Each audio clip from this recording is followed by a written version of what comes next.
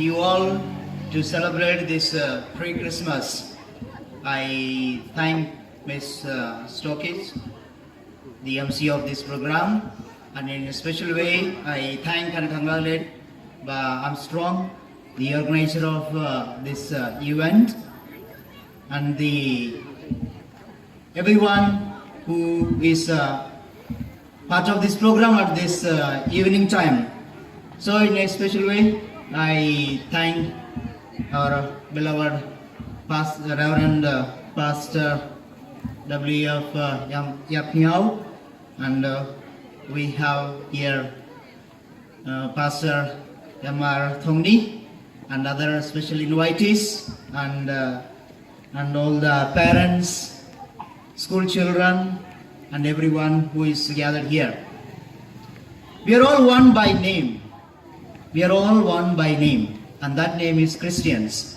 Whether we are Presbyterians, whether we are Catholics, whether we belong to different denominations, we are one by name, that is Christians. So when we say Christians, then we doesn't have any difference at all. So we remain one. Why? Because we worship the same God, and we are celebrating the common celebration, the common festival, Christmas. Why? Because we are Christians. Then how do we become Christians? Once we accept Jesus as our Lord and Savior, so we become Christians. Now, by becoming Christians, what do?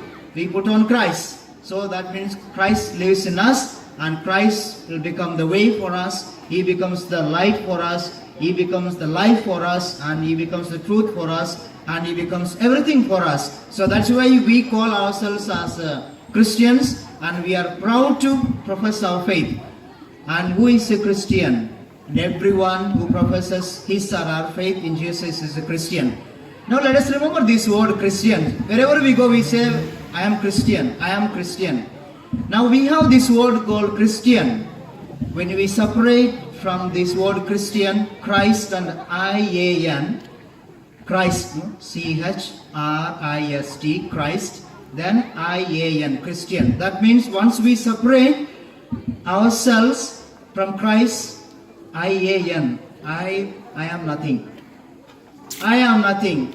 He is Christ, so once I follow Him, I become a Christian. But then once I separate myself from this Christ, what do I become? I become nothing. So this is what, my dear Christians gathered here, that we are all Christians and we are all with Christ. And once we begin to go away from Christ, we become nothing.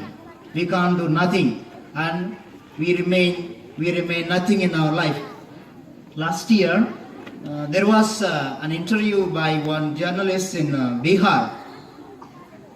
Before the Christmas, as they were having different programs as we are having now, so with his mic everywhere, he began to ask people, what is Christmas? Some said Christmas means carol singing. Okay, then he went to the other person, what is Christmas? What do you understand by Christmas? He said Christmas means cakes. Everywhere we exchange cakes.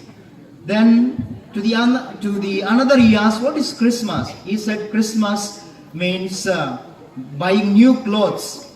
Okay. Then to the other he asked, what is Christmas? He said Christmas means lot of lights, colorful lights are seen everywhere. Okay, fine. And to the next one he asked, what is Christmas? He told Christmas means Christmas trees. Christmas trees. To the other, then he asked, what is Christmas? He said Christmas means exchanging of cakes. Christmas season we exchange a lot of cakes to each other. And he began to ask several people, but to the people whom he had asked, not even one said that Christmas is the celebration or the birth of Jesus Christ. So this is what, my dear Christian people, sometimes we are so excited to celebrate Christmas, but then we forget the meaning of it. We have a lot of things to celebrate at the Christmas time. As I said, we have, as these different people who answered, Christmas means carols, Christmas means dress, cakes, Christmas means balloons, many other things, dresses, and so on and so forth. But then we forget the meaning of it. and the real meaning of Christmas. Once there was a birthday celebration in a family of their firstborn child. So a lot of people were invited, and so when the time for the arrival of the guests began, so the birthday baby was still fast asleep. So as the people began to arrive, then they asked the parents of this baby, "Where is the child? We want to go and see." Then the parents said, "The child is fast asleep. Let us not disturb. Let us not disturb." So then, as they were arriving, everyone was happy, wishing them, greeting them, and meeting everyone, all those who came for the birthday celebration. So then, as the guests kept on coming, then what happened? All those gifts which they brought for the child, the parents or the close relatives, what did they do? As the baby was sleeping on the bed, they began to keep these gifts around the baby. So then after some time, the number of invitees were more. So then the number of gifts also were more. So what happened? As they were bringing the gifts, keeping around the baby, it became a big heap of gifts there. Child was fast asleep. And after, let us say, after 2-3 hours, when everyone was present, big crowd was gathered for the celebration. Then they said, "Let us go and wake up the baby." Yeah, then the mother of the baby went and started removing all the gifts which were kept on the baby. Then finally she took out the baby. Baby was no more alive. Why? Because the number of gifts were kept on the baby, around the baby, and so the baby couldn't breathe anymore. So then finally the mother has to bring only the dead body, not the baby one who is alive. So my dear Christians, as we celebrate this Christmas, we have a lot of fun, we have a lot of celebrations, we have a lot of invitations and a lot of cakes and gifts and everything we exchange. But then finally we may forget to honor this Jesus who is born for us.